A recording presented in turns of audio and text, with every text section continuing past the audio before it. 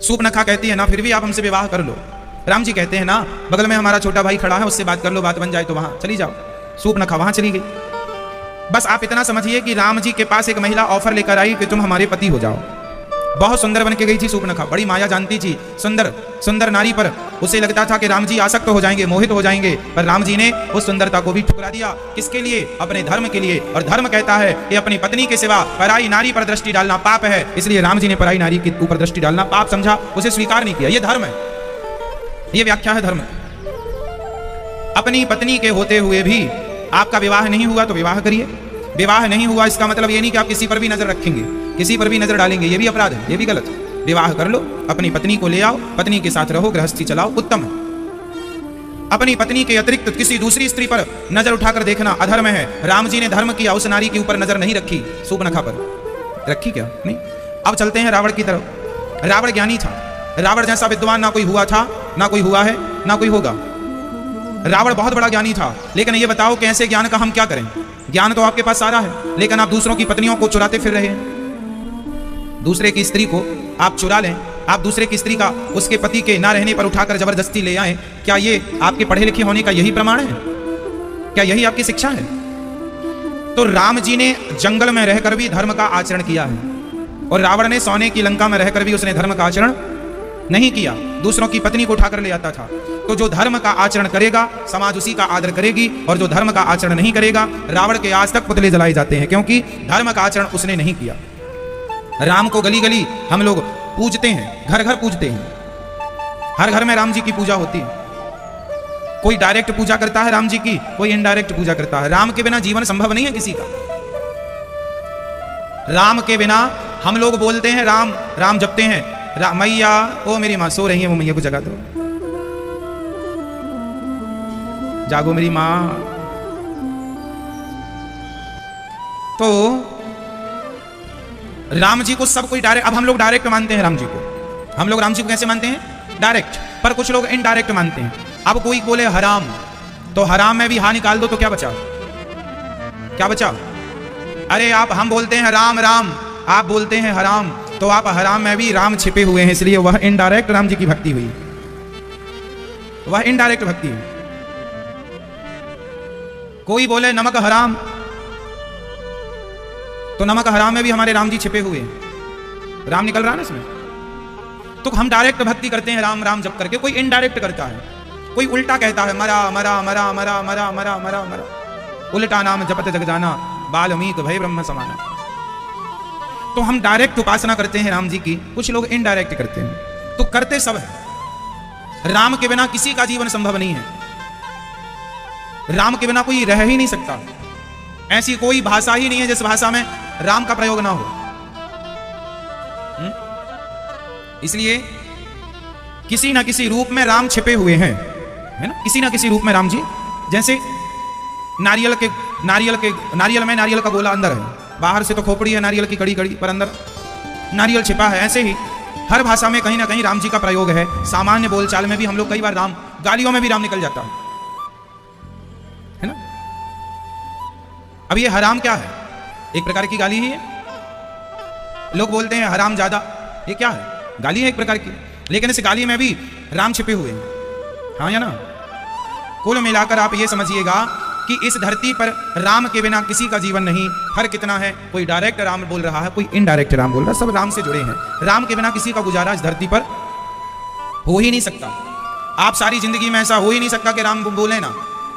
इसलिए बात यह है कि कोई श्रद्धा से बोलता है, कोई श्रद्धा से नहीं बोलता, फर्क इतना है। तो धर्म वही है, शास्त्र जो कहते हैं उसका आचरण करना धर्म है, शास्त्र जो कहते हैं वो ना करना अधर्म है। तो आज से आप लोगों को क्या करना है? वही करना है जो जो सही है, वह बिल्कुल नहीं करना जो गलत है। अच्छा, आप लोगों को ये पता है कि क्या सही है और क्या गलत है? लगभग आपको पता है। क्यों मेरी माँ? पता ना, इसलिए आचरण करिए। राजा हरिश्चंद्र, आप जानते हैं कथा हरिश्चंद्र जी की। राजा हरिश्चंद्र के द्वार पर विश्वामित्र जी आए। आज राजा हरिश्चंद्र ने सपना देखा, उन्होंने स्वप्न देखा कि सपने में उन्होंने सारा राज्य दान कर दिया, सारा राज्य दान कर दिया। सवेरे सवेरे विश्वामित्र जी आए, चरणों में प्रणाम करके कहा, महाराज आज मैंने सपना देखा कि आज मैंने एक ब्राह्मण को सारा राज्य दान कर दिया। तो मैंने दान कर दिया सपने में, पर मैं देना चाहता हूं। विश्वामित्र जी बोले तो दे दो। ले लिया सारा राज्य। दान करके ब्राह्मणों को भोजन कराया। तो संतों ने कहा भैया दान तो कर दिया है, हम लोग भोजन किए हैं, दक्षिणा तो दो हमारी। राजा बोले अब दान कर दिया सब, अब दक्षिणा कहां से दें भाई, खजाना पूरा दे चुके, अब उस पर तो हमारा अधिकार रहा नहीं, दान दिए हुए पर हमारा कोई अधिकार नहीं होता, अब कहां से लाएं। तो 1 महीने की मोहलत मांगते हैं हरिश्चंद्र। विश्वामित्र जी ने कहा हमारी दक्षिणा तो दो, हम कुछ ब्राह्मणों ने यहां साधुओं ने भोजन किया है, लगभग 1100 साधुओं ने भोजन किया है, आप हमें एक एक मुद्रा तो दो। उस जमाने में स्वर्ण मुद्रा चलती थी, सोने का सिक्का चलता था, तो 1 मुद्रा है ना, तो स्वर्ण मुद्रा 1100 साधुओं ने खाया तो एक एक सबको मिले तो 1100 स्वर्ण मुद्राएं हो गई। अब राजा से कहा गया कि अब 1100 स्वर्ण मुद्राएं दीजिए दक्षिणा के रूप में। अब हरिश्चंद्र कहां से लाएं, क्योंकि कुछ था नहीं, सब दान कर चुके हैं। तब हरिश्चंद्र ने संत जी से कहा हमें 1 महीने का वक्त चाहिए, 1 महीने में हम आपका कर्जा उतारेंगे। राजा चल पड़े। विश्वामित्र जी ने कहा अब हम यहाँ के राजा हो गए हैं, क्योंकि तुमने दान कर दिया, प्रजा हमारी, राज्य हमारा, यहाँ का धन वैभव हमारा, अब तुरंत एक काम करो कि हमारे राज्य में तुम काम नहीं करोगे। विश्वामित्र जी ने हरिश्चंद्र से कहा आप यहां से निकलो, महाराज में कुछ काम करके आपके 1100 का कर्जा, जहां पति जाएगा पत्नी भी वहीं। अपने राजसी वस्त्र त्याग कर, एक सम्राट एक राजा राजसी वस्त्र त्याग कर, सामान्य सा कपड़ा पहनकर और पत्नी तारामती को लेकर, पुत्र रोहित को लेकर चल पड़े। एक बेटा था लगभग 5-6 वर्ष का रहा होगा, पत्नी है, चल पड़े। राज्य से बाहर निकले, काशी पहुंचे। काशी का राजा केवल शंकर जी हैं, कोई राजा दुनिया में कोई कहीं का राजा क्यों ना बन जाए, काशी का राजा कोई इंसान नहीं बन सकता, क्योंकि काशी के राजा तो भगवान शिव हैं। इसलिए हरिश्चंद्र काशी गए कि आप यहां के राजा नहीं हैं, काशी का राजा कोई इंसान नहीं हो सकता, काशी के राजा तो भगवान शंकर थे, शंकर हैं और शंकर ही रहेंगे सदा। इसलिए हरिश्चंद्र काशी आए, क्योंकि काशी किसी के राज्य में नहीं आती, यहां का राजा कोई हो नहीं सकता। काशी में आकर के गंगा के किनारे राजा उदास बैठे हैं, काम ढूंढ रहे हैं, भैया हमें कुछ काम पे रख लो और हमें कुछ एडवांस पैसे दे दो तो हम अपना ऋण चुकाएं। पर हरिश्चंद्र राजा थे, अब तो राजसी वेश छोड़ चुके हैं, सामान्य इंसानों की तरह हैं, कोई पहचान नहीं रहा है, तो कोई इन्हें काम पे नहीं रखता। कोई काम नहीं मिला, बहुत खोजा कि कुछ काम मिल जाए, कोई काम नहीं मिला। राजा हरिश्चंद्र बड़े उदास हो गए। उन्होंने कहा अब क्या करें, यदि हमने संत जी का कर्जा नहीं चुकाया तो हम अपराधी हो जाएंगे, अपराध करके जीने से अच्छा है। हरिश्चंद्र ने सोचा कि ऐसा कलंक लेके जीवन जीने से, देखो राजा हरिश्चंद्र ने 1100 रुपए का कर्जा भी अपने सिर पे नहीं रखा, एक राजा ने। आजकल लोगों की ये हालत है कि जिसका ले लेते हैं देने का नाम नहीं लेते। आज एक बात आप नोट कर लीजिए, आप लोगों से निवेदन कर रहा हूं, आप लोग अपने मरने के पहले सारा कर्जा उतार के ही मरिएगा। यदि आप किसी का कर्जा खा के मर जाएंगे तो अगले जन्म में उसका कुत्ता बनकर या उसके घर का बैल बन के या उसके घर का नौकर बन के आपको उसका कर्जा चुकाना ही पड़ेगा। कर्जा खाकर कभी नहीं मरना चाहिए। 1 रुपए का भी आप पर किसी का ऋण ना हो, उतना ही लेना चाहिए जितना आप चुका दें।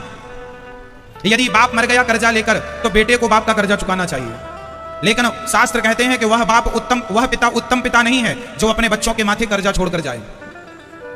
वह पिता भी उत्तम पिता नहीं है जो अपने बच्चों के माथे अपना कर्जा छोड़कर जाए। इसलिए बाप को अपना अपना कर्जा उतारना चाहिए। कर्जा उतना ही लो, चाहे बैंक का हो चाहे व्यक्ति का हो, क्योंकि बैंक का कर्जा ये राजा का कर्जा होता है, ये सरकार का कर्जा होता है। हम पर यदि हमने बैंक से 2 लाख रुपए लोन लिए हैं तो हम पर वो राजा का कर्जा है, क्योंकि बैंक सरकार की है। सरकार मीन्स राजा। आज हमारे भारत में प्रधानमंत्री राष्ट्रपति जिन्हें हम नियुक्त करते हैं एक्चुअली राजा ही कहलाते हैं ये, क्योंकि ये राज है। अब हम लोग जो टैक्स देते हैं ये राज कर ही तो है। आज की आप में से कितने लोगों के सिर पे कर्जा है, हाथ उठा लो। कर्जा है तो अब धीरे धीरे अपनी इनकम ज्यादा करो, पैसे ज्यादा कमाओ और जल्दी से उस कर्जे को चुकाओ। और अच्छा बताओ, सबसे तेज चलने वाला, सबसे तेज बढ़ने वाला कौन है? कर्जा ही है, ब्याज ही है। सबसे तेज चलता है ब्याज। पहले तो चक्रवर्ती ब्याज इत्यादि ब्याज जोड़े जाते थे, तो ब्याज कर्जा बहुत, जिसके सिर पे कर्जा है वो व्यक्ति कितना भी धनवान हो बड़ा दुखी होता है, वही व्यक्ति सुखी है। आप लोग ये मत सोचना कि महाराज हमारे घर में कुछ नहीं है हम बड़े दुखी हैं, ना जी। जिनके पास बड़ी बड़ी गाड़ी बंगला है उनके पास कर्जे बहुत सारे हैं, उनकी जिंदगी आपसे ज्यादा टेंशन वाली है, आपसे ज्यादा परेशान वो लोग हैं। इसलिए आप और हम सामान्य लोग बड़े सुखी हैं। आज उसी को सुखी मानना चाहिए जिसके सिर पर कोई कर्जा ना हो, वो सबसे सुखी है। जिसके सिर पर कर्जा है आप उसे सुखी मत समझिएगा, ठीक है मेरी मां, उसे सुखी ना समझिएगा। वो सोते जागते एक बार जरूर याद करता होगा कि हमें चुकाना है। अब बेईमान हो जाए ना चुकाने की भावना वो अलग सब्जेक्ट हो गया। या कोई बेईमान हो जाए नहीं चुकाना क्या कर लोगे, पर करना नहीं चाहिए ऐसा। जीवन है सादगी से जियो। आज मुझे लगता है सबसे सफल व्यक्ति कौन है? आप कामयाब व्यक्ति किसे मानते हैं? आपकी भाषा में बताइए, कामयाब कौन है, सफल कौन है आज के युग में?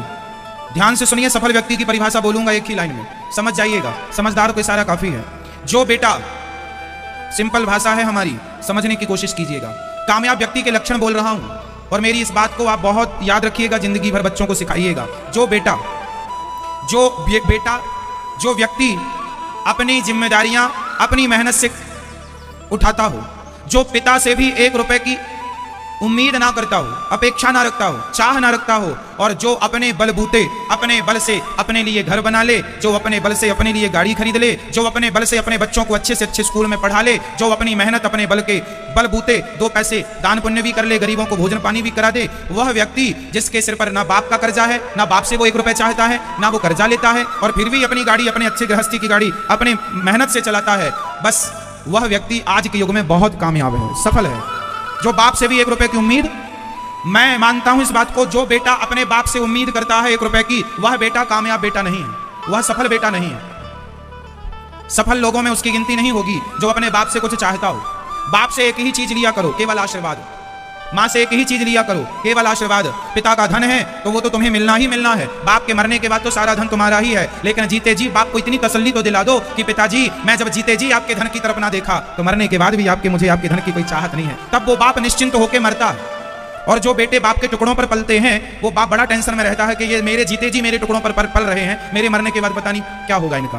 तो ऐसा बाप फिर दुखी हो जाता है अपने बच्चों के इस व्यवहार को देखकर। तो सफल व्यक्ति की परिभाषा क्या है, बोल दो एक बार। जो व्यक्ति सेल्फ डिपेंड है, आत्मनिर्भर है, बाप से भी अपने पिता से भी 1 रुपए की वो उम्मीद नहीं करता और अपनी गृहस्थी बढ़िया अपने बल से चलाता है, उसे आप क्या समझिएगा?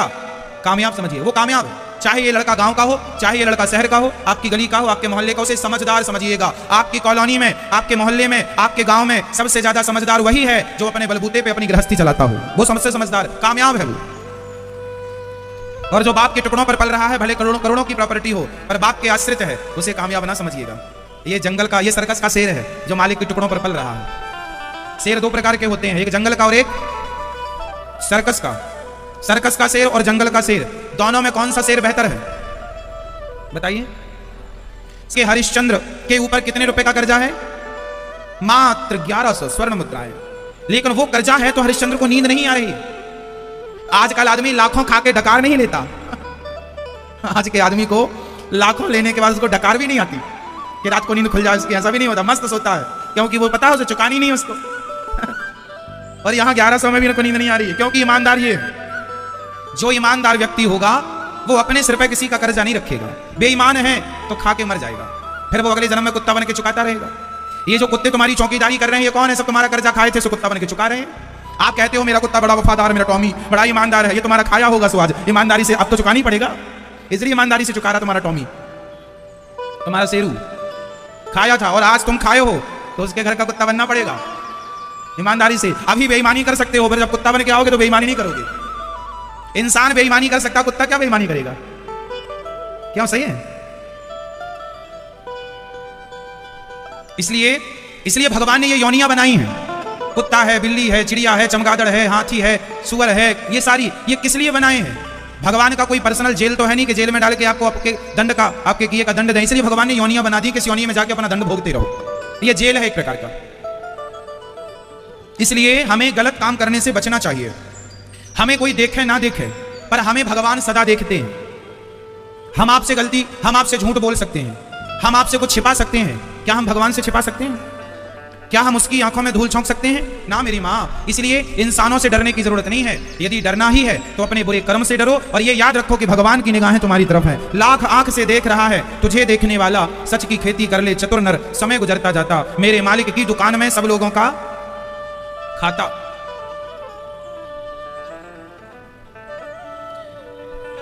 राजा हरिश्चंद्र बाजार में गए, काम मांगा, काम मिला नहीं। पत्नी तारा बोली, स्वामी जी आप मुझे बेच क्यों नहीं देते बाजार में? हरिश्चंद्र की पत्नी का नाम क्या है? जोर से, क्या नाम है मेरी माँ? तारा। तारामती कह रही हैं कि हमें आप बाजार में बेच दीजिए। क्यों बेच दीजिए? क्योंकि आपको कुछ पैसे मिल जाएंगे, उससे आपका ऋण उतर जाएगा।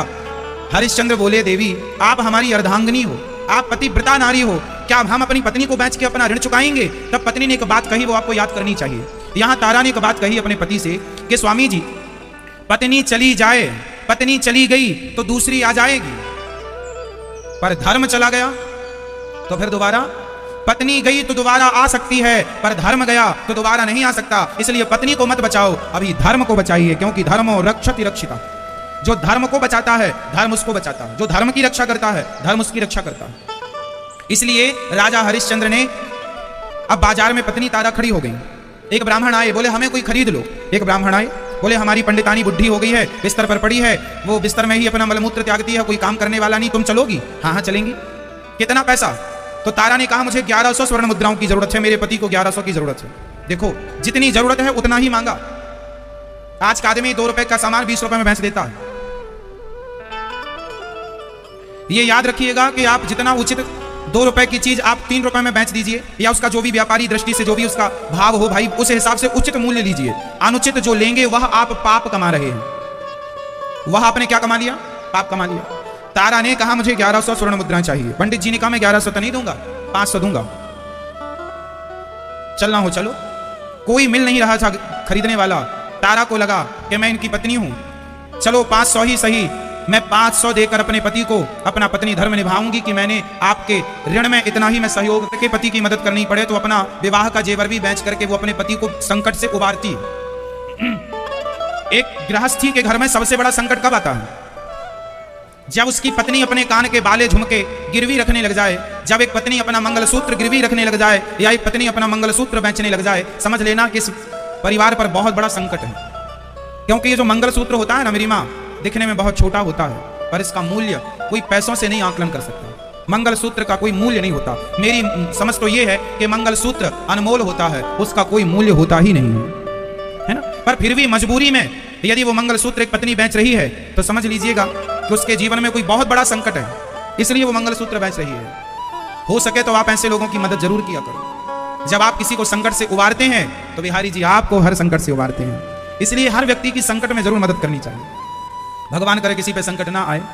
पर मुझे आप ये देखो, ये मेरी अपनी सोच है, मेरी अपनी समझ है कि गृहस्थ के ऊपर सबसे बड़ा संकट तब मानना चाहिए लगता है मंगलसूत्र भी रखने की नौबत आ गई। समझ लो कि बहुत बड़ा, क्यों जी सही है, ये बहुत बड़ा संकट का काल चल रहा है उसके जीवन में। इसलिए स्त्रियां अपना जो जेवर होता है, शादी विवाह में जो चढ़ता है ना जेवर, झुमका है, बाली है, नथ है, इत्यादि है, बिंदिया है, जो भी है, हार है, करधन है, बाजूबंद है, तो पहले के लोग शादी विवाह में बहुत सारा सोना इसलिए चढ़ाते थे। चढ़ाते मतलब देते और लेते थे। क्यों? क्योंकि ये पैसा तो खर्च हो जाएगा, पर विपत्ति के समय में सोना काम आता है। इसलिए पहले के बाप अपनी बेटी को सोना देते थे, आज भी देते हैं। हमारे भारत में ही शादी विवाह में इतना सारा जेवर लिया और दिया जाता है, केवल भारत में ही होता है। हमारे भारत की महिलाएं जितना सोना पहनती हैं, दुनिया के किसी देश की महिलाएं इतना सोना नहीं पहनती। किसी कंट्री की, किसी देश की महिलाएं इतना गोल्ड नहीं पहनती। आपको पता है ये बात? क्योंकि हमारे यहाँ सोने को इसलिए दिया और लिया जाता है कि यह विपत्ति के समय में काम आएगा। भाई आदमी अपना खेत कब बेचता है? आजकल तो मत पूछो, आजकल तो बच्चे गाड़ी खरीदते हैं तो एक खेत बेच देते हैं। खेत नहीं बेचना चाहिए अपना। ये चीजें सोना, जेवर, खेत वेत तब बेचना चाहिए जब कोई, भगवान ना करे, कोई बहुत बड़ी मुसीबत आ जाए किसी पर, तब। अब आप गाड़ी घोड़ा खरीदने के लिए खेत बेच दें तो गाड़ी आपने यदि 10 लाख की खरीदी तो आपकी गाड़ी अगले साल ही 5 लाख की हो जाएगी, 6 लाख की हो जाएगी। पर खेत आज यदि 1 लाख का है तो अगले साल वो 2 लाख का हो जाएगा। खेत बढ़ेगा, गाड़ी घटेगी। सही है या गलत है? बोलो हाँ या ना। तो खेत बेच के गाड़ी खरीदना समझदारी है या बेवकूफी है? बोलो। ये बेवकूफों के काम है कि समझदारों के? अरे बाप का दिया हुआ धन, प्रॉपर्टी, उसे बनाओ। 1 एकड़ को 2 एकड़ करो, 1 बीघा को 2 बीघा करो, बढ़ाओ, बढ़ी को खत्म ना करो। हाँ, यदि आप प्रॉपर्टी से प्रॉपर्टी बना रहे हैं तब तो समझदार हैं आप कि प्रॉपर्टी से आपने प्रॉपर्टी बना ली, खेत से खेत खरीद लिया। लेकिन आप खेत से गाड़ी खरीद रहे हैं, आप अपने घर को लग्जरी बना रहे हैं खेत बेचकर, तो घर की डेंटिंग पेंटिंग तो 2-4 साल बाद उतर जाएगी, लेकिन खेत तो बिक ही गया। इसलिए जितना चादर है उतना गुजारा करना चाहिए और अपनी बाप दादों की जमीन जायदाद नहीं बेचना चाहिए। ये समझदारों के लक्षण नहीं है, मूर्खों के लक्षण है। क्या कहते हैं आप लोग? समझदार कहेंगे आप उनको जो बाप दादों की जमीन जायदाद बेच के, बाप दादों का सोना चांदी बेच के मस्ती कर रहे हो? समझदार कहेंगे आप उन्हें? ये समझदारों के लक्षण नहीं है। तो आपको आपकी संपत्ति बढ़ानी है, आपको आपका धन बढ़ाना है, ना कि उसे समाप्त कर देना है। ऐसी कोई आदत मत ले आइएगा अपने जीवन में, ऐसी कोई लत मत लगा लीजिएगा जिस लत के कारण आपका धन समाप्त हो जाए। कई लोगों को जुआ की लत होती है, कई लोगों को शराब की लत। आपने पुराने लोगों के बारे में सुना होगा, हमने भी सुना है। हमने सुना पहले के लोग ऐसे हुआ करते थे कि ताश जुआ खेलने बैठते थे और जुआ खेलने में एक दाव में अपना एक खेत लगा दिया, ये खेत दाव पे लग गया। ऐसे कितने बाप दादे हैं जो जुआ खेल के अपनी सारी संपत्ति जुआ पे हार गए। सुना आप लोगों ने? पहले के लोग जमीन जायदादों में को जुआ में हार जाते थे। उनके बच्चे आज बेचारे दो दो रोटी को तरस रहे हैं। जिनके पास सैकड़ों एकड़ जमीनें हुआ करती थी, उनकी औलादें दो दो रोटी को तरस रही हैं। एक गलत निर्णय किसी का हो, चाहे तुम्हारे बाप का हो, तुम्हारे दादा का हो या तुम्हारा, एक गलत निर्णय कम से कम 4 पीढ़ी तक को परेशान करेगा। एक गलत डिसीजन, बाप का लिया हुआ गलत निर्णय बेटे को भी परेशान करता है और बाप का लिया हुआ सही निर्णय बेटे को भी खुशी देता है। तो चाहे बेटे का निर्णय हो कोई, या बाप का निर्णय हो, या दादाजी का कोई निर्णय, सारे निर्णय मान्य हैं। एक गलत डिसीजन सारी जिंदगी रुलाएगा और एक सही डिसीजन सारी जिंदगी आपको आनंदित रखेगा। इसलिए निर्णय बहुत ध्यान से सोच समझ के लीजिएगा।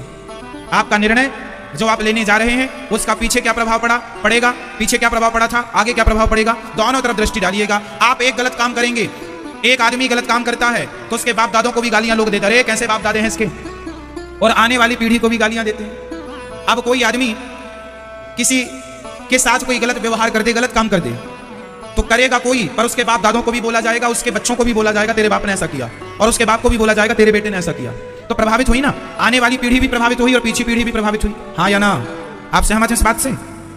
इसलिए किसी को ऐसा कोई गलत निर्णय नहीं लेना चाहिए जिसका खामियाजा आपके बाप दादों को और आपकी आने वाली पीढ़ी को भोगना पड़े।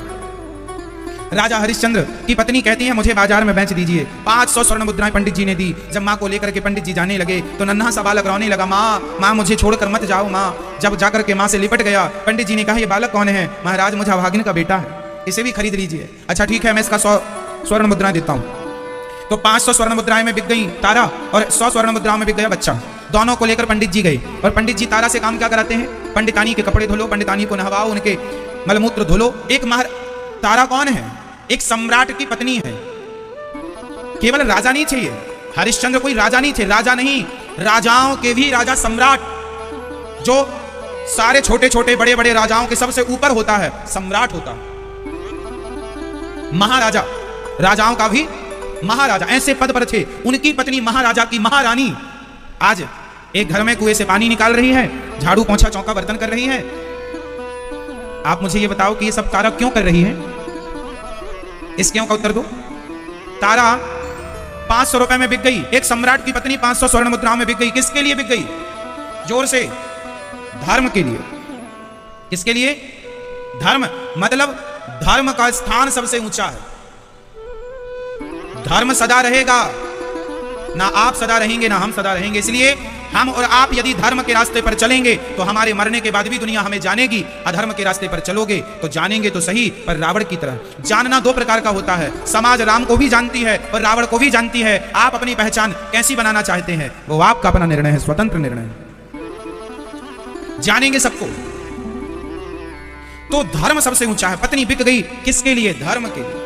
बच्चा बगीचे से पुष्प। अब राजा हरिश्चंद्र भी बिक गए बाजार में एक डोम से, उन्होंने अपने आप को बेच दिया। डोम क्या होता है? जो शमशान होती है ना, शमशान में कोई भी मुर्दा आए तो उसके जलने का कुछ टैक्स लिया जाएगा।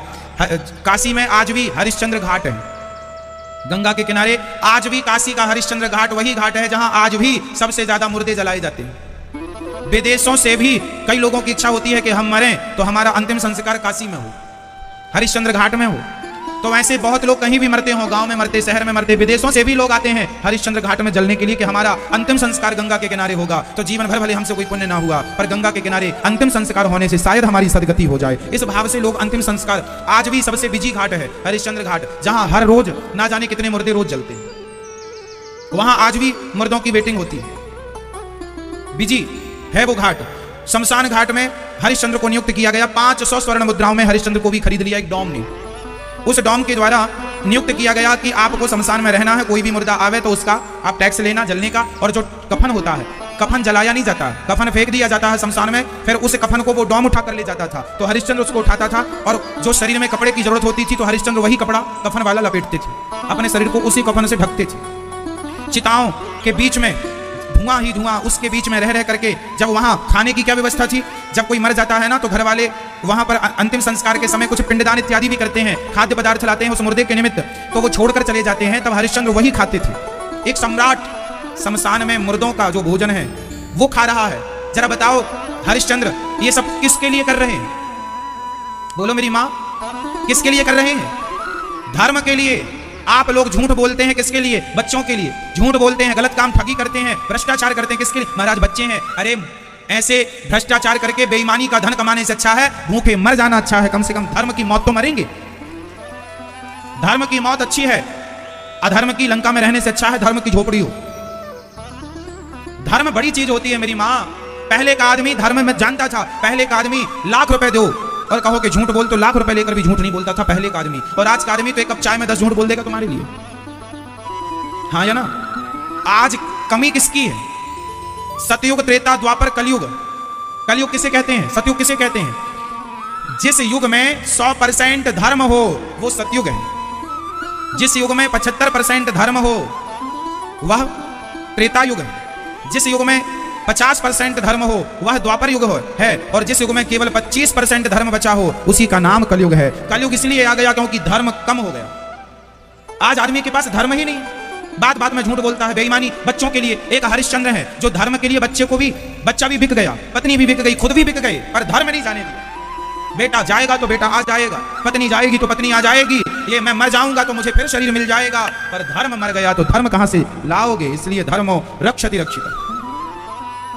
था भरा सोना खचा खचलंक की दीवार में, एक रत्ती नहीं मिला रावण को मरती वार में। जाने न देना धर्म, जाने न देना धर्म, करना लोभ मत धन धाम का, और धर्म ही जाता रहा तो धन रहा किस काम का? अरे धर्म को गवाकर धन कमाओगे तो उस धन का करोगे क्या? इसलिए हम ये नहीं कहते कि तुम 100 साल जियो। 100 साल बेईमानी की जिंदगी से अच्छी है 25 साल 30 साल की जिंदगी धर्ममय जी के मर जाओ। धर्ममय जीवन जियो, 25 साल जी के मरो, 30 साल में मर जाओ, 40 साल में मर जाओ। 100 साल जी के बेईमानी करके 100 साल जी के क्या करेंगे? थोड़ा जीवन हो, धर्ममय जीवन हो। धर्म के बिना सब सूना। राम को क्यों जाना जाता है? क्योंकि वो धर्म को ना छोड़े। कितना कष्ट आया राम के। मुझे लगता है राम के जीवन में, भगवान राम के जीवन में जितना कष्ट था, क्या आपके और हमारे जीवन में इतना कष्ट कभी हो सकता है? बोलो मेरी माँ, माता सीता के जीवन में जितनी विपत्ति आई, संसार की किसी महिला के जीवन में इतनी विपत्ति आई हो तो मुझे बताए कोई? क्या आ सकती है? क्या माता सीता की जैसी विपत्ति आपके और हमारे जीवन में आ सकती है? क्या राम जैसी विपत्ति हमारे और आपके जीवन में आ सकती है? नहीं। कितनी विपत्ति आने पर भी मेरे राम और मेरी माता सीता ने धर्म को नहीं छोड़ा। यही है इनका चरित्र हमें सिखाने के लिए कि बेटा हमारे जैसा तुम्हारे जीवन में संकट नहीं है, पर जितना आवे संकट उस संकट में अपने धर्म को मत छोड़िएगा। अपने धर्म को ना छोड़िए। धर्म क्या है? सत्य के रास्ते पर चलते रहना। प्राण चले जाए पर धर्म ना जाए, प्राण जाए पर धर्म ना जाए। वचन मीन्स धर्म ही तो है। धर्म बहुत बड़ी चीज है। राजा हरिश्चंद्र भी बिक गए। एक दिन रोहित को, उनके बेटे रोहित को सांप ने डस लिया। वो बगीचे में पुष्प वाटिका में पुष्प तोड़ रहे थे, काला नाग आया, रोहित को डस लिया। चिल्ला रहा है रोहित, माँ। 5 छोटा सा बच्चा है, माँ माँ। धीरे धीरे आवाज कम होती गई। कुछ लोगों ने सुना, अरे बेटा क्या हुआ? भैया हमें सांप ने डस लिया, हमारी माँ है। किसके बेटे हो? हमारी माँ यहाँ फलाने के यहाँ काम करती, झाड़ू पोंछा करती हैं। हमारी माँ से कह दो कि हमें सांप ने डस लिया। कुछ लोगों ने कहा चलो, गरीबों की सुनता कौन है, चलो। आगे चले, किसी साधु की नजर पड़ गई। साधु ने कहा, अरे भाई ये रोहित किसका बच्चा है? कोई ना निकला। तारा को सुनाई पड़ा, तारा, हाँ महाराज क्या हुआ? मेरी बेटा रोहित है, बगीचा में गया था पुष्प तोड़ने, क्या हुआ? उसे सांप ने डस लिया, मर गया वो। तारा दौड़ पड़ी अपने बच्चे के लिए। पंडित जी ने रोका, तारा रुक जाओ, पंडितानी को तुम्हारी जरूरत है, जरा उन्हें बिस्तर पर लिटा दो। तारा, एक तरफ बेटा मरा पड़ा है, दूसरी तरफ उन्होंने आवाज लगाई जिन्होंने हमें खरीदा है। अब बताओ तारा को किस तरफ जाना चाहिए? बेटे की तरफ या वापस पंडित जी की तरफ? जीवन में जब आदमी के जीवन में विपत्ति आती है ना, तब वो सारा धर्म भूल जाता है। अरे कोई धर्म बाद में देखेंगे। कौन ऐसी माँ होगी जिसका बेटा मरा पड़ा हो और वो अपने धर्म को निभा रही हो? तारा उल्टे पांव लौट के आई कि मैं इनकी दासी हूं और दासी का धर्म है मालिक की आज्ञा का पालन करना, मैं यहां धर्म नहीं छोड़ूंगी। वाह, क्या कोढ़ाती है। कफन खरीदने के भी तो पैसे नहीं थे ना। यहां पड़ा रहेगा बच्चा, गीदड़ खा जाएंगे, कम से कम इसका अंतिम संस्कार तो कर दूं। लेकर मां शमशान की तरफ चल पड़ी, गंगा की तरफ चल पड़ी। पर संयोग देखना कि हरिश्चंद्र की पत्नी तारा बच्चे को गोद में लेकर रो रही है। राजा हरिश्चंद्र की नारी गंगा में रोए रही है। पहले के लोग बहुत भजन गाया करते थे, इन प्रसंगों पर बहुत भजन बनते थे और भजनों के माध्यम से लोग इन प्रसंगों को सुना करते थे, सीखा करते थे कि धर्म कैसे निभाया जाता है। हरिश्चंद्र से कोई सीख है। बेटा बेटी तो कुत्ता बिल्ली भी पाल लेते हैं, बच्चे तो कुत्ता बिल्ली भी ना पाल लेते हैं, चिड़िया भी अपने बच्चे पाल लेते हैं, पाल लेती चिड़िया भी पाल लेती है, बिल्ली भी अपने बच्चे पाल लेती है, कुत्ता भी अपने बच्चे पाल लेता है। बच्चे पालने यहां हम नहीं आए, यहां धर्म का पालन करने आए। धर्म के पालन में जो सही है वो सही, और जो गलत है तो चाहे कोई हो, मैं ही क्यों ना हूं गलत, तो मुझे भी दंड मिलना चाहिए। गलत तो गलत है, सही सही रहेगा, गलत गलत रहेगा। धर्म सबके लिए एक साथ। रानी अहिल्याबाई की कथा आप लोगों ने सुनी होगी। अहिल्याबाई जो इंदौर की महारानी, आज भी उनका किला है। रानी अहिल्याबाई का बेटा रथ पर चढ़कर जा रहा था। एक गाय का बछड़ा रास्ते पर बैठा था। राजा अहिल्या माँ का बेटा देख लिया कि बछड़ा है, फिर भी वो रथ को रोका नहीं और रथ चढ़ा दिया। गाय का बच्चा मर गया, बछड़ा मर गया। पीछे पीछे माता अहिल्या भी जा रही थी। माता ने देखा कि मेरा बेटा, ये बछड़े को देखकर उसने रथ नहीं रोका, चढ़ा दिया। इसलिए चढ़ा दिया कि मैं एक महारानी का बेटा हूं, तो तू एक राजा का बेटा है तो कुछ भी करेगा। तुरंत अहिल्या माँ ने अपने बेटे को रुकवाया, रुक जा, अंधा हो गया है, तुझे गाय का बछड़ा, गाय वहीं चल रही थी, बछड़ा बैठा था, चढ़ा दिया। बछड़ा चिल्लाकर मर गया। गाय आकर चाटने लगी बछड़े को, रोने लगी। गाय के आंखों में आंसू आ गए। माता अहिल्या रो पड़ी और माता अहिल्या ने अपने बेटे को बुलाया, कहा तू अंधा हो गया है, तुझे दिखाई नहीं पड़ता कि यहाँ गाय का बछड़ा बैठा, तू रोक नहीं सकता अपने रथ को? बड़ा घमंड आ गया है। उस समय अहिल्या माता रानी थी, और रानी और राजा रानी का धर्म होता है वो अपनी प्रजा को न्याय दें। राजा के लिए हम इंसान ही नहीं, राजा के राज्य में जो चिड़िया होती है ना, वह चिड़िया भी राजा की प्रजा होती है, गाय भी राजा की प्रजा होती है, शेर भी राजा की प्रजा। यदि ये जंगल इस राज्य के राजा के अंडर में है तो इस जंगल में रहने वाला हर जीव उस राजा की प्रजा माना जाएगा। ये नियम था, ये धर्म था। ये गाय हमारी है, आपने इसके बेटे को मारा है। रानी ने अपने बेटे को रथ से उतारा, सैनिकों से कहा इसके हाथ पांव पकड़ के रास्ते पर लिटाओ, और रास्ते पर इसके जैसे बछड़ा बैठा था ऐसे इसको लिटाओ, मैं इसके ऊपर रथ चढ़ाऊंगी। अब जैसे इसने चढ़ाया गाय के बच्चे पर, ऐसे इस पर मैं रथ चढ़ाऊंगी, क्योंकि गाय को न्याय तो मिलना चाहिए। भाई गाय बोल नहीं सकती, कुत्ता बोल नहीं सकता, इसका मतलब ये नहीं। कुछ लोग होते हैं, कुत्ता मंदिर में बैठा होता है, कुत्ता सड़क में बैठा होता है, कुत्ता गली में, कुछ लोग जाते हैं पीछे से कुत्ते को पत्थर मार देते हैं। भैया मैं सवाल आपसे करूंगा, कुत्ते ने क्या बिगाड़ा था आपका? बेवजह किसी जीव को सताना बहुत भयंकर पाप होता है। बेवजह आपको कुत्ता काटने दौड़े और आप बचाव में कुछ प्रहार करें तो समझ में भी आता है, लेकिन बेवजह वो बैठा था चुपचाप, आपने पीछे से पत्थर मार दिया। इस अपराध को जानते हैं कितना बड़ा अपराध है ये? अपराध अपराध होता है। अहिल्याबाई ने कहा कि इस गाय के बच्चे को, गाय को न्याय मिलना। अब बताओ गाय को न्याय मिलना चाहिए कि नहीं? हाँ या ना? मिलना चाहिए। अहिल्याबाई ने अपने बेटे को सड़क पर लिटाया और लिटा करके उसको कहा, तो उसको बड़े बड़े पत्थरों से हाथ पांव बंधवा दिए, किनारे पत्थर रखवा के, ताकि ये भागने ना पावे। और अपना रथ अहिल्याबाई ने अपने मंत्री से कहा इसके ऊपर रथ चढ़ाओ। जैसे एक बार इसने चढ़ाया, एक बार इस पर भी रथ चढ़ाओ, ये मर जाए या बच जाए, क्योंकि गाय को न्याय मिलना चाहिए। मंत्री बड़ी तेजी से रथ दौड़ा कर लाने लगा। ये सारा दृश्य देख रही थी गौ माता। ये दृश्य कौन देख रही थी? गाय देख रही थी। गाय अपने बछड़े के पास ही खड़ी थी और उसके सामने ही सड़क पर ये सारा हो रहा था। गाय सब सुन रही थी। गाय तो माता है ना, गावो विश्वस्य मातरः, गाय माता है। गाय ने देखा कि बड़ी तेजी से रथ आ रहा है।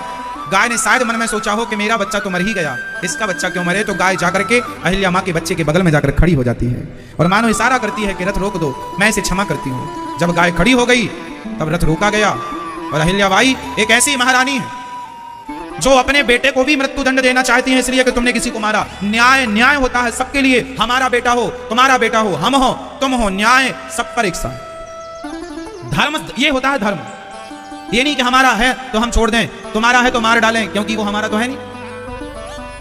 तो ऐसा देश है हमारा, ऐसी महापुरुषों का देश है, ऐसी महिलाएं हुई हमारे देश में, ऐसा न्याय है हमारे देश का, ऐसी न्याय व्यवस्था थी हमारे देश की। गाय को भी न्याय मिलता था।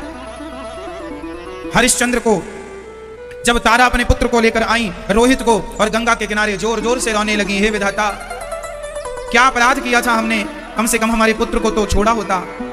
तभी हरिश्चंद्र आ गई। रात्रि का समय था, एक दूसरे को पहचाना नहीं, बहुत समय बाद मिल रहे हैं।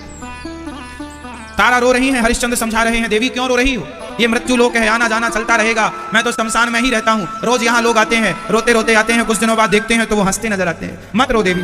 तारा बोली, महाराज मुझे दुख इस बात का है कि कल जब कभी इसके पिता मिलेंगे और पूछेंगे कि मेरा बेटा रोहित कहाँ है, तो मैं क्या उत्तर दूंगी। जब ये बात हरिश्चंद्र ने सुनी तो उन्हें लगा रोहित, हरिश्चंद्र को समझ में आया ये हमारा बेटा है क्या? देवी कि आपका नाम तारा है? हाँ महाराज। ध्यान से देखा, चिताओं की आग में उस प्रकाश से जो देखा, तारा ने अपने पति को पहचान लिया। बरसों बाद मिले हैं, शकल बदल गई है, काले हो गए थे, बाल बड़े बड़े, रूप रंग बदल चुका था। क्या आप महाराज हैं? हाँ देवी। आप यहाँ?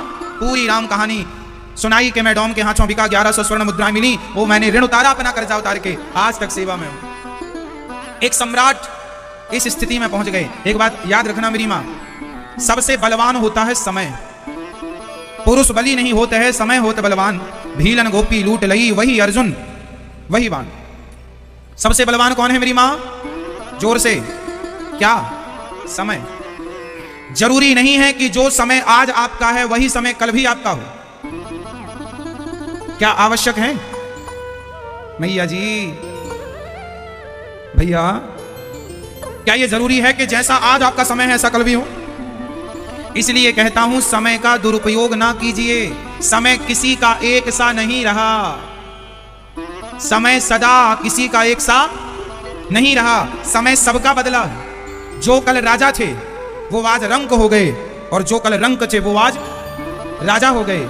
जो अमीर थे वह आज गरीब हो गए, जो गरीब थे वह आज अमीर हो गए। ऐसा आपकी नजर में कितने केस होंगे? मेरी नजर में बहुत लोग हैं जो पहले कुछ और थे, जिनका पहले डंका बजता था। कितने धनाढ्य ऐसे थे जिनके पास खूब पैसा था, आज उनकी संतानों को 2-2 वक्त की रोटी के लिए सोचना पड़ रहा। और ऐसे कितने लोग थे जो एक टाइम खा के सोया करते थे, आज उनके घर में राजसी भोग बन रहे हैं 56 प्रकार के। समय सबका बदला है। चाहे हरिश्चंद्र का समय हो, समय तो भगवान राम का भी बदला है। हर दिन वो वनवास के थोड़ी रहे, राजा भी तो बने राम जी। समय रावण का भी बदला है। रावण की आंखों के सामने 1 लाख पूत 1.25 लाख नाती मर गए। जिन बच्चों का बड़ा घमंड था रावण को, वो घमंड आंखों के सामने टूट गया। समय रावण का भी बदला है। समय तो भगवान राम का भी बदला है। जंगल से वो राजा भी बने हैं, तो राम भगवान का समय बदला, समय रावण का बदला, समय हरिश्चंद्र का बदला, समय आपका बदलता है, समय सबका बदलता है। इसलिए समय सबका एक सा रहेगा ये कभी नहीं सोचना चाहिए। इसलिए जब समय आए उसका सदुपयोग कर लेना चाहिए, क्योंकि आज अच्छा समय है, कल कैसा समय आएगा ये भगवान जानते हैं और कोई नहीं जानता। इसलिए समय का सदुपयोग करना चाहिए। समय है उसका सदुपयोग कीजिए। समय किसी के बाप की बफौती नहीं है कि मेरे बाप का समय था तो मेरा भी समय रहेगा। क्या ये जरूरी है? बोलो मेरी मां। इसलिए समय किसी के बाप की बफौती, समय तो समय है, समय समय पर होता है, समय समय की बात। राम जन्म का दिन बड़ा और कृष्ण जन्म की रात, समय समय पर होता है, समय समय की बात। समय एक समय वो था जब आप 8 रोटियां खा लेते थे। एक समय वो था जब आप 5 किलोमीटर तक कंटिन्यू दौड़ते थे फिर भी थकते नहीं थे। एक समय वो था जो आप दिन भर काम करते थे, थकते नहीं थे। आज एक समय यह है 4 सीढ़ियां चढ़ लो तो आपको सांस भरने लग जाती है। वो भी आपका समय था और ये भी। बोलो हाँ, समय है। समय ने आपको जवान बनाया, समय ने आपको बूढ़ा बनाया, समय ने आपको बीमार बनाया, समय ने आपको स्वस्थ बनाया। क्यों? ये समय तो है। एक समय था कि आप लोगों के बाल काले थे, एक समय यह है कि आपकी मूछें भी सफेद हो गई हैं। किसने किया? आपकी मूछें सफेद किसने कर दी? दादाजी आपकी मूछें सफेद किसने की? पड़ोसी ने? हाँ, किसने की? समय ने। समय ने मूछें सफेद कर दी, समय ने दांत गिरा दिए, समय ने घुटनों में दर्द प्रकट कर दिया, समय ने आज ये स्थिति कर दी कि आज आदमी बिस्तर से अपने से उठ नहीं पाता। जो आदमी दौड़ दौड़ के सारा काम करता था, आज उसे बिस्तर से उठने के लिए 1 लोगों की, 2 लोगों की, 4 लोगों की जरूरत है। क्या संसार में ऐसे लोग नहीं है? समय ऐसा आता है लोगों का अपने हाथ से खा नहीं पाते, उनको खिलाना पड़ता है। ये समय ही तो है। बोलो हाँ या ना? समय कब कैसा हो जाए, किसका हो जाए, कोई नहीं जानता। इसलिए जो समय ईश्वर ने दिया है उस समय को भगवान के चिंतन में खर्च करना चाहिए, भगवान में लगाना चाहिए। समय व्यर्थ नहीं गवाना चाहिए। एक राजा था, ये दुनिया की एक सांसारिक बात मैं आपको सुना रहा हूं, शायद कुछ समझ में आवे, समझिएगा। एक राजा थे, उनकी बड़ी सुंदर रानी थी। रानी, राजा बहुत अच्छे से रहते, राजा बड़ा प्यार करते थे रानी, क्योंकि रानी बहुत सुंदर थी। सुंदर थी रानी, इसलिए राजा बड़ा पास में था, बड़ा प्यार। बहुत समय बीतने के बाद अचानक रानी को पता नहीं क्या हो गया, रानी को एक रोग हो गया। वो सफेद दाग हो जाते हैं ना, सफेद। तो राजा का अटैचमेंट उस रानी से कम होने लगा। अब राजा अपनी दूसरी रानियों के संग ज्यादा रहने लग गए, उससे जिससे सबसे ज्यादा प्यार करते थे। अब राजा उससे दूर होने लग गए और वो रानी उदास होने लगी कि मेरे शरीर में इतना ये निशान, अच्छा केवल निशान नहीं आए, शरीर में फोड़े होने लगे और वो पक करके मावाद गिरने लगी, शरीर से दुर्गंध सी आने लगी। अब तो उसके पास कोई नहीं जाता, राजा तो देखता भी नहीं है। अब रानी को बड़ी गिलानी हुई कि राजा मेरी तरफ देखते भी नहीं और मेरा शरीर व्यर्थ हो गया। अब एक काम करती हूँ, मैं आत्महत्या कर लेती हूँ। तो रानी आत्महत्या करने चली, अपना राजमहल छोड़कर, अपना राजद्वार। अब तो उसकी तरफ कोई देखता नहीं था, कहाँ जा रही है, कोई फर्क नहीं पड़ता किसी को, क्योंकि वो पहले सुंदर थी, अब तो सुंदर नहीं है। चल पड़ी, महलों से निकल पड़ी और जंगल में जाकर के वो आत्महत्या, एक बड़ा सा कुंड था, उसमें कूद कर मरना ही चाहती थी कि वहां पर एक संत जी बैठे थे। संत जी ने कहा, देवी कौन हो? पूरा पता बताया, महाराज मैं फलानी की रानी हूं, मैं आज ये स्थिति है कि मैं, ये देखिए शरीर में क्या हो गया है। राजा अब मुझे देखते भी नहीं, जब तक शरीर में सुंदरता थी। एक बात बताएं, ये लोग आपको तब तक पसंद करते हैं जब तक आप में कुछ है। आप में कुछ नहीं है तो आपको कौन देखेगा? आपके पास पैसा हो तो लोग आपको देखेंगे, आप में शरीर में ताकत हो तो लोग आपको देखेंगे, आप में सुंदरता हो तो लोग आपको देखेंगे। कुछ भी नहीं है तो कौन देखने वाला? क्योंकि ये दुनिया आपको देखती इसलिए है क्योंकि उसे अपना स्वार्थ सिद्ध करना है। इस धरती पर सब लोग स्वार्थी ही तो है। स्वार्थ लाग करें सब प्रीति, सुर नर मुनिजन की यह रीति। रानी बोली मर जाऊंगी, संत बोले मत मर, मैं तुझे ठीक कर सकता हूं पर एक वचन देना पड़ेगा। रानी बोली बिल्कुल मैं आपकी बात मानूंगी, आप मुझे स्वस्थ कर दीजिए, मैं आपको वचन देती हूं, जो आप कहेंगे मैं वो करूंगी। संत जी ने कहा मैं तुझे स्वस्थ कर दूंगा, पर वचन ये दे कि अब जो तेरा शरीर है, बचा हुआ तेरा समय है, पूरा समय अपने शरीर से केवल भगवान का चिंतन करेगी, केवल तू रघुनाथ जी का ध्यान करेगी, केवल राम का ध्यान करेगी, केवल भगवान के चिंतन में अपना शरीर लगाएगी। यदि तू मुझे ये वचन देती है तो मैं तुझे स्वस्थ कर दूंगा, बचा हुआ समय तू भगवान के हवाले करेगी। उसने कहा मैं आपको वचन देती हूं, आप मुझे। संत जी ने कहा जिस कुंड में तू कूदना चाहती थी उसी कुंड में स्नान कर ले, तू स्वस्थ हो जाएगी। वो गई, स्नान की, बिल्कुल सुंदर, पहले से जवानी में जितनी सुंदर थी उससे भी ज्यादा सुंदर होकर संत प्रभाव से निकल के बाहर आ गई। ये बिल्कुल सत्य घटना है, सत्य घटना है। निकल कर बाहर आई, बड़ी सुंदर हो गई, कहने लगी महाराज अब मुझे अपने चरणों में ही रख लो, मैं यहीं आपकी सेवा करूंगी, आपके संग भजन करूंगी। संत जी ने कहा तू अपने राज्य में जा और वहां रह के भजन करना, पर भगवान को ना भूलना। चली वापस। जब वो घर गई तो उसके पति राजा ने देखा, वाह तो बड़ी सुंदर। राजा फिर फुदक के वापस आ गया, बड़ी सुंदर हो गई हो, कहां गई थी, ये कहां से मिल गया शरीर इतना सुंदर तुम्हें? उसने कहा, राजा को उसने ज्यादा भाव नहीं दिया, उसने कहा महाराज अब आप अपना काम कीजिए, मेरा जो बचा हुआ समय है मैं भगवान की आराधना में लगाऊंगी, मेरे शरीर पर अब आपका कोई अधिकार नहीं है। मैं अपने शरीर से, मैं अपनी वाणी से, मैं अपने वचन से, मैं अपने कर्म से अब केवल रघुनाथ जी की बन करके रहूंगी, रघुनाथ जी का चिंतन करूंगी, मुझे अब आप त्याग दीजिए जैसा त्याग दिए। राजा दूर हट गए, वो अपना महलों में रह के भजन करती है और उसने अपनी बची हुई सांसें भगवान के हवाले की। संसार के बन के कब तक रहोगे? जब तक शरीर अच्छा है लोग देखते हैं, शरीर बूढ़ा हो गया कोई नहीं देखता। इसलिए मन भोगों में ना लगाकर भजन में लगाया जाए। भोगों से तो मन किसी का भरा ही नहीं, तो तुम्हारा क्या भर जाएगा? इसलिए ये भोग विलास हम सबको ठग रहे हैं, लूट रहे हैं। मत लूटो, मत अपने आप को, अपना समय जाने दो, समय भगवान के चरणों में समर्पित करो। बचा हुआ समय है ना, कितना खुश करोगे अब संसार के लोगों को? ये कभी खुश हुए हैं? कौन खुश हुआ है बताओ? सिर काट के रख दो आप संसार के लिए, फिर भी ये लोग खुश नहीं हो सकते। पत्नी पति को कितना भी खुश करे, पति पत्नी को कितना भी खुश करे, पर फिर भी कोई ना कोई कमी रह ही जाती है किसी ना किसी से, और वो कमी आदमी सारी जिंदगी गिनाता है, तुम्हें ये कमी है, तुम्हें ये कमी है। बाप अपने बेटों को कितना भी धन दे दे उनको खुश करने के लिए, फिर भी आजकल के कुछ बच्चे यही कहते हैं हमारे बाप ने हमें दिया ही क्या। माँ अपना पेट फाड़वाती है बच्चों के लिए, माँ कितना दर्द सहती है बच्चों के लिए, पर वही बच्चे बड़े होकर कहते हैं तुमने क्या किया हमारे लिए। तो आप सिर काट के रख दीजिए साहब, ये दुनिया बड़ी स्वार्थी है, चाहे कोई हो, सब स्वार्थी ही है, बेटा हो बेटी हो, है ना। इसलिए दुनिया को खुश करने चलेंगे तो आपको करोड़ों जन्म लेने पड़ेंगे, फिर भी दुनिया खुश नहीं होगी। और गोविंद खुश हो गए तो फिर किसी और को खुश करने की जरूरत नहीं है। मीरा ने भगवान को खुश कर लिया, उसने किसी की परवाह नहीं की। नरसिंह जी ने भगवान को खुश कर लिया, उन्होंने किसी की परवाह ना की। आप और हम भी समझें अब इन बातों को, संसार के चक्कर में ना पड़ो। ये संसार कभी किसी का नहीं हुआ, मेरी मां तुम्हारा नहीं हो सकता। इस प्रकार जब राजा हरिश्चंद्र ने पत्नी को देखा, पुत्र को देखा, मरा पड़ा है पुत्र, राजा हरिश्चंद्र अपने पुत्र को देखकर रोने लगे। कहा महाराज आप इसका अंतिम संस्कार कीजिए। राजा हरिश्चंद्र बोले मैं कैसे करूं अंतिम संस्कार, मैं तो अब बिका हुआ हूं, मेरा मालिक कोई और है, अब मेरा अधिकार नहीं है, मैं किसी का पिता नहीं हूं, तो चलो मैं ही करती हूं। राजा हरिश्चंद्र ने पत्नी से कहा कि यदि बच्चे को यहां अंतिम संस्कार करोगी तो टैक्स देना पड़ेगा। रानी ने तो फिर राजा ने कहा कि आप इसको गंगा जी में विसर्जन कर दो, कोई टैक्स नहीं है इसका। एक बाप अपने बेटे का अंतिम संस्कार करने का टैक्स ले रहा है, किसके लिए? कि धर्म है, मैं मालिक के साथ गद्दारी नहीं कर सकता। धर्म ये है आप जहां हैं, जिसके साथ हैं उसके साथ अन्याय ना कीजिए। आजकल तो ये स्थिति है आज समाज की ये स्थिति है कि आपकी जो आपके पास रहकर आपके संग खाते हैं, आपसे पैसा लेते हैं, आपका ही पहनते ओढ़ते हैं, वह भी आपकी बुराई कर लेते हैं, है ना? आज समाज में आप किस पर भरोसा करेंगे? आज आप जिस पर भरोसा करते हैं वही आपका भरोसा तोड़ देता है। अपने लोग ही दुश्मन हो जाते हैं। समाज में यह देखने को मिलता है। झांसी की रानी के दुश्मन कोई बाहर के थोड़ी थे, खुद के अपने चंद लोगों ने गद्दारी कर दी। जो साथ में रहते थे, खाते थे, उन्होंने गद्दारी कर दी। तो गद्दार कोई भी हो सकता है। भगवान राम को वनवास कोई गैरों ने थोड़ी भेजा था, खुद की माँ ने भेजा था। माँ ने, कैकेयी माँ ने, कोई बाहर के लोग थोड़ी आए थे। ये मंथरा अयोध्या रहती थी, अयोध्या में राम जी का खाती थी, राम जी का कपड़ा पहनती थी और राम जी की ही बुराई करती थी। राम जी के जमाने में भी ऐसे लोग थे। भाई मंथरा किसका खाती थी? भाई दशरथ जी का ही ना खाती थी, भगवान का ही ना खाती थी, राम जी का। बोलो हाँ या ना? तो उन्हीं का खाती थी, उन्हीं के कपड़ा पहनती थी और उन्हीं को गालियां देती थी। तो ये समाज ऐसी है।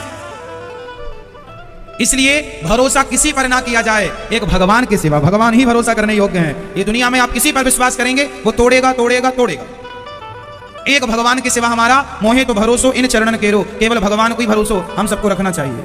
मैया बच्चे को सुलाती सुलाती मेरी मां खुद सो गई। जागो मेरी मां।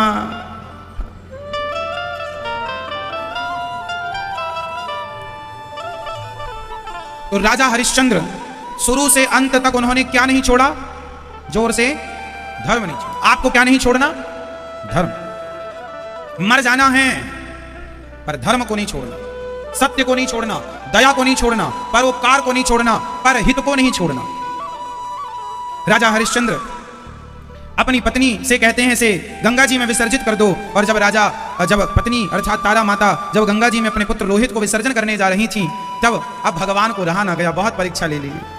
तब भगवान प्रकट हो गए। भगवान इसलिए प्रकट हुए क्योंकि धर्म को नहीं छोड़ा। तो धर्म रक्षति रक्षिता। जब हरिश्चंद्र ने धर्म की रक्षा की तो भगवान ने प्रकट होकर हरिश्चंद्र के बेटे जो रोहित मर गया था उसे जीवित किया, राजा हरिश्चंद्र का खोया हुआ राज्य वापस कराया, उन्हें ऋण से मुक्त किया। और आज युग बीतने के बाद भी उनके नाम का आज इतना यश है कि कोई उस नाम को, आज जब कोई सत्य के रास्ते पर चलता है तो उपमा दी जाती है, बड़ा हरिश्चंद्र है, दान करता है, बड़ा दानी हरिश्चंद्र।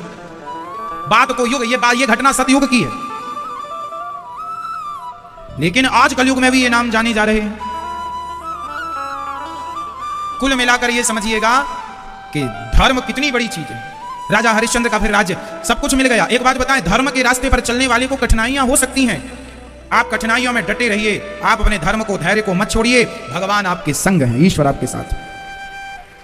बाल विवाह का नहीं होता जो धर्म के रास्ते पर चलते हैं। कठिनाई तो होती है, कठिनाइयों से उन्हीं को गुजरना पड़ता है जो कुछ करने के लिए निकलते हैं, कुछ कर गुजरने की चाहत रखते हैं। कठिनाइयां भी भाई, कठिनाई जो कुछ काम करेगा उसी के जीवन में ना कठिनाई आएगी। कुछ करेगा नहीं उसके जीवन में क्या, खटिया तोड़ता रहे कोई, उसके जीवन में क्या कठिनाई है? कोई कठिनाई नहीं। जो कुछ करेगा उसके जीवन में कठिनाई होगी। तो कठिनाई आएंगी, आप कुछ कर रहे हैं इसलिए कठिनाइयां आ रही हैं, उन चुनौतियों का सामना कीजिए, चलते रहिए। जब आप धर्म नहीं छोड़ते तो फिर अंत में धर्म आपकी रक्षा करेगा और आपकी विजय ऐसी ही होगी जैसे हरिश्चंद्र की विजय हो गई। इसलिए धर्म सबसे बड़ी पूजा है। रामो विग्रहवान धर्म, राम स्वयं धर्म है, भगवान कृष्ण स्वयं धर्म है। ऐसे धर्म में भगवान को प्रणाम करना चाहिए। भगवान सत्य के, कोई कहे मैं भगवान को नहीं मानता, आप बिल्कुल मत मानिए भगवान को, आप धर्म के रास्ते पर चलिए। बस आप धर्म के रास्ते पर चल रहे हैं, आप किसी को नहीं मानते, मत मानिए, कोई फोर्स नहीं करेगा। आप धर्म के रास्ते पर चल रहे हैं तो आप जैसा भक्त और आप जैसा कोई धर्मात्मा हो नहीं सकता। भगवान खुद चलकर आपके पास आएंगे। धर्म में इतनी बड़ी ताकत, धर्म वो चुंबक है, वो मैग्नेट है जो भगवान को अपनी ओर खींच लेता है। कौन खींचता है? धर्म खींचता है।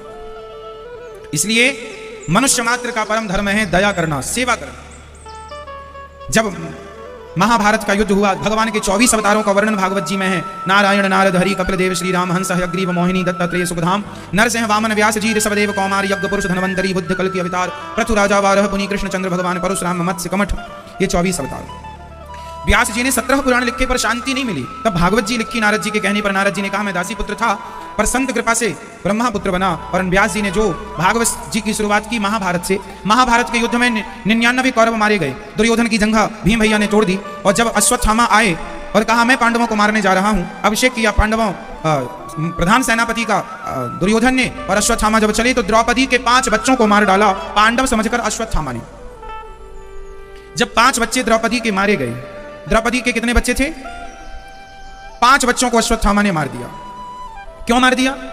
इसलिए की सीढ़ी है, माँ की सेवा करने वाला सीधा भगवत धाम जाएगा, भगवान के परम धाम को जाएगा। इसलिए द्रौपदी माँ ने अश्वत्थामा को इसलिए क्षमा किया क्योंकि माँ ऐसी ही होती है।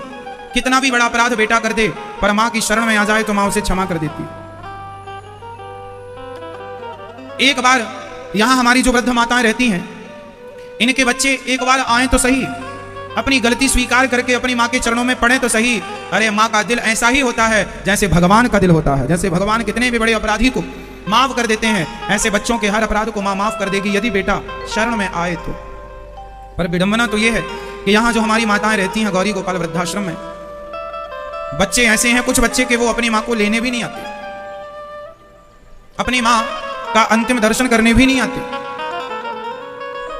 इसलिए बस आपसे यही प्रार्थना है कि आप लोग अपनी माँ की सेवा किया करो, और आरती करना है तो भगवान की बाद में पहले माँ की आरती। पहले किसकी आरती उतारेंगे? हाँ, पूजा की थाली लो और भगवान समझकर अपनी माँ की आरती उतारना चाहिए। हो लेके पूजा की थाली, जोत मन की जगाली, तेरी आरती उतारूं भोली माँ। तू जो दे दे सहारा, सुख जीवन का सारा, तेरे चरणों पे वारूं भोली माँ। ओ माँ, ओ माँ, माँ बच्चों की जान होती है। माँ बच्चों की जान है। बच्चे माँ बाप के बिना रह लेते हैं पर माँ के बिना नहीं रहते। ऐसी माँओं को जब बच्चे बड़े होकर छोड़ते हैं, सोचो उस माँ के दिल पर क्या गुजरती होगी। इसलिए अपने माँ बाप को तो ना छोड़ा करो भाई। माँ बाप चलते फिरते भगवान होते हैं। इसलिए कहता हूं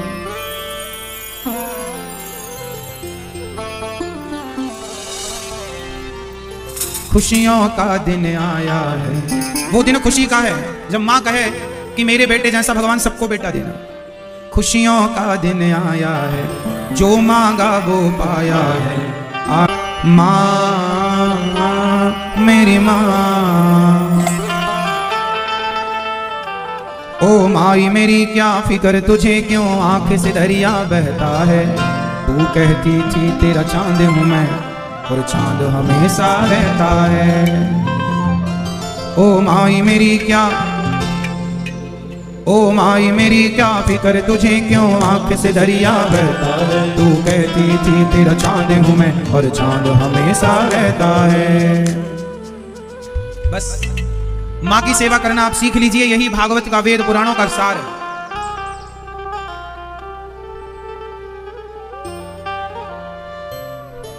बस ये दास अनिरुद्ध यही आपको सिखाता है। मैं वही बताता हूं, वही सिखाता हूं जो स्वयं करता हूं। माँ की सेवा करता हूं जितनी मेरे से बन पड़ती है। भाई देश में तो लाखों माताएं हैं बेसहारा, पर सबका सहारा तो भगवान ही है। जितनों की सेवा हम कर सके हम उतनी करें, जितनी हमारी क्षमता। हम आपसे नहीं कहते कि आप 10-20 माताओं की सेवा करो, आप अपनी माता की कर लो। एक माँ की जिसने आपको जन्म दिया, ओनली वन, एक की। ये दास अनिरुद्ध हम उतनी कर लेते हैं जितनी हमारी क्षमता है। भाई आश्रम में जितनी माताओं की रहने की व्यवस्था है उतनी ही माताएं यहाँ पर हैं। अब और अधिक माताएं आती हैं तो उनको हाथ जोड़ के कहा जाता है मैया भी आश्रम बन रहा है सामने, जब आश्रम बन जाएगा तब मेरी माँ आ जाना। अभी ये आश्रम पूरा भर गया है, किराए से लिया था आश्रम वो भी पैक हो गया है। बहुत सारी माताएं, सबकी व्यवस्था तो नहीं हो पाएगी पर जितनों की हो जाए। क्यों मेरी माँ, जितनों की हो जाए उतना बहुत है। तो अब सामने इसलिए बड़ा आश्रम, सामने आश्रम बनाने की जरूरत नहीं थी। बड़ा आश्रम इसलिए बनाया जा रहा है ताकि वो माताएं जिनको अब आसरा नहीं मिल पा रहा क्योंकि जगह पैक हो गई है, फुल हो गई है, उनको भी जगह मिले रहने की। मैं तो तैयार हूं सबकी सेवा करने के लिए, पर व्यवस्था रहने की सबसे बड़ी बात है व्यवस्था। काम कोई भी कर लेना सरल होता है मेरी माँ, पर उस काम को निभा पाना, जिस जिम्मेदारी को आपने लिया है पर उसे ईमानदारी से निभाओ। क्योंकि माँ की सेवा एक पूरी गृहस्थी होती है, सब कुछ लगता है, सब कुछ। एक व्यक्ति की, एक माँ की सेवा मतलब सारी सेवाएं, रहने की सेवा, सब समय से, फिर समय से पूरी जिम्मेदारी से समय से नाश्ता मिले। ये नहीं कि अब रख तो लिया लेकिन सेवा ही नहीं कर पा रहे हैं। भाई उतना ही आप लोग अपना घर उतना बड़ा बनाते हैं जितने बड़े घर की आप देख रेख कर सकें। बहुत बड़ा घर बना लिया, झाड़ू पोछा भी ना लग पाए, तो ऐसे घर का भी क्या। क्यों जी, सही है। उतना ही काम करना चाहिए जितनी आपकी क्षमता है। मैं उतना ही काम करता हूं, जितनी मेरी क्षमता, और मैं उतना ही आपको बताता हूं जितना करता हूं। मेरा कहा हुआ आप आकर देख सकते हैं। मैं कह रहा हूं कि आश्रम पूरा माताओं से भर चुका है, तो भर गया है इसलिए कह रहा हूं, आप देख सकते हैं इस बात को। सामने आश्रम इसलिए बनाया जा रहा है ताकि 1000 माताएं रह सकें। मैं 1000 वृद्ध माओं की प्लानिंग के लिए चल रहा हूं। कितनी माताओं के लिए मेरी माँ? 1000। मुझे पता है कि माएँ आती हैं इस विश्वास से, इस उम्मीद से आती हैं कि सेवा होगी, पर मैं अभी आपसे कहूंगा मेरी माँ, आश्रम बनने में बस ज़्यादा देर नहीं, अब तो लगभग 1 वर्ष के अंदर हो जाएगा। टाइम बहुत लग जाता है, कहीं ये काम पूरा करने में, कहीं ये काम पूरा करने में। अब काम चालू हुआ है, नींव भी हो चुकी है, पहला छत डलने की तैयारी है, अब जल्दी जल्दी होता चलेगा। और जैसे जैसे एक मंजिल बनेगा तो वो तैयार करके माताओं को शिफ्ट करते चलेंगे। पूरा बन जाएगा फिर माताओं को रखेंगे, ऐसा नहीं, एक एक मंजिल तैयार होता चलेगा, सेवाएं चलती चलेंगी, बढ़ती चलेंगी। पूरा बनने का इंतजार नहीं करेंगे क्योंकि लंबा समय लग जाएगा। ये दास अनिरुद्ध को मुझे खुद जल्दी है, क्योंकि हमारी माताएं आती हैं, उम्मीद लेकर आती हैं, पर कई बार हाथ जोड़ के माताओं से कहना पड़ता है, मेरी माँ कुछ दिन और जैसे गुजारती आई हो, थोड़े दिन और गुजार लो, क्योंकि यहाँ मैं आपको रख तो लूँ पर रखने की जगह ही नहीं है। मैं आपको ऐसे भी नहीं रख सकता कि कमरे में 10-10 माताओं को इकट्ठी कर दें, व्यवस्था ना दे पाए। भाई हर माँ के पास एक पलंग है, हर माँ के पास समय से नाश्ता पहुंच रहा है, पानी पहुंच रहा है, भोजन पहुंच रहा है। सारी माताओं को सर्दी में गर्म पानी मिल रहा है। अब ज्यादा भी कर लेना तो सरल है मेरी माँ, कोई भी काम आप कर लो सरल है, पर व्यवस्थाएं पूजा पाना बड़ा कठिन हो जाता है समय से। अब देखो अभी 200, 250, 260 माताएं हैं, अब सभी 260 माताओं के पास समय से नाश्ता पहुंचना। भाई 10-20 लोगों के पास समय से 8 बज गए, मतलब नाश्ते का टाइम हो गया सुबह के, अब 8 बजे नाश्ता का टाइम है। तो अब ये देखना है ना कि समय, अब हमारी माताएं 3 जगह बटी हुई हैं। कुछ माताएं गौरी गोपाल आश्रम में रहती हैं, कुछ माताएं हमने किराए से लिया, अभी आश्रम बना नहीं ना तो किराए से लिए। अब माताएं तो आती हैं तो हमने किराए से ले लेके भी माताओं को रखा है। आश्रम लिया है किराए से, वहां भी माताएं, और दूसरी जगह जहां गौशाला है, गौ माता रहती है, वहां भी माताओं के रहने के लिए बनवाया है, तो वहां भी माताएं। तो 3 जगह, 3 भागों में अभी माताएं बटी हुई हैं हमारी। क्यों? क्योंकि जगह कम है। और अब देखिए सुबह 8 बज गए, मतलब नाश्ता सबको चाहिए, सवेरे हो गया मतलब चाय सबको चाहिए, हमारी माताओं को समय से चाय। अब इसलिए मैं कह रहा हूं कि थोड़ा सा आप लोग ध्यान इस बात का दीजिएगा कि ये दास अनिरुद्ध जो कह रहा है कर रहा है, पर थोड़ा सा मुझे समय दीजिएगा, मैं निवेदन करता हूं। कई लोग बड़ा आरोप लगा देते हैं कि आप सेवा का कहते हैं, तो हम इसलिए कहते हैं आप आकर अपनी आंखों से देख लो। क्या कहने वाले तो कुछ भी कह सकते हैं, आप कुछ भी, किसी को भी कुछ भी कहा जा सकता है आज के युग में। आप किसी को भी गाली दे सकते हैं, आपका मुंह है, आप स्वतंत्र हैं। आप किसी पर भी कोई भी उंगली उठा सकते हैं, क्योंकि आप स्वतंत्र हैं उंगली उठाने के लिए। इसलिए मैं आप लोगों से निवेदन करूंगा, जब भी कोई भी ये दास अनिरुद्ध पर कोई भी उंगली उठाए, तो पहले आप आकर के देख लीजिएगा कि जो उंगली उठाई गई है वह सत्य है या झूठ है। तो आप आके गौरी गोपाल आश्रम में मेरी वृद्ध माओं का दर्शन कीजिए। और अभी पूरी हमारी माताओं से आश्रम भरा है, बहुत जल्दी बन जाएगा, तो और भी माताओं की सेवा होगी। समय से नाश्ता, समय से चाय, समय से भोजन और समय से दूध, समय से। अब हमारे पास एक परमानेंट डॉक्टर हमने नियुक्त कर रखा है, जो 24 घंटे माओं पर नजर रहती है कि किस माँ को क्या दिक्कत, क्योंकि सारी माताएं बूढ़ी हैं। और बूढ़ी मतलब आप समझ रहे हैं कि बुढ़ापा, बुढ़ापा मतलब रोग रहता ही, या कोई ना कोई रोग बना ही रहता है। बूढ़े शरीर में कोई ना कोई रोग बना ही रहता है। कोई ना कोई, हमारी माँ हॉस्पिटल में रहती है, आज इनका ऑपरेशन इसका हुआ तो कल उनका। आप लोगों के जीवन में, आप लोग सारी जिंदगी में जो एक बार करते होंगे, वहां यहाँ पर रोज होता है।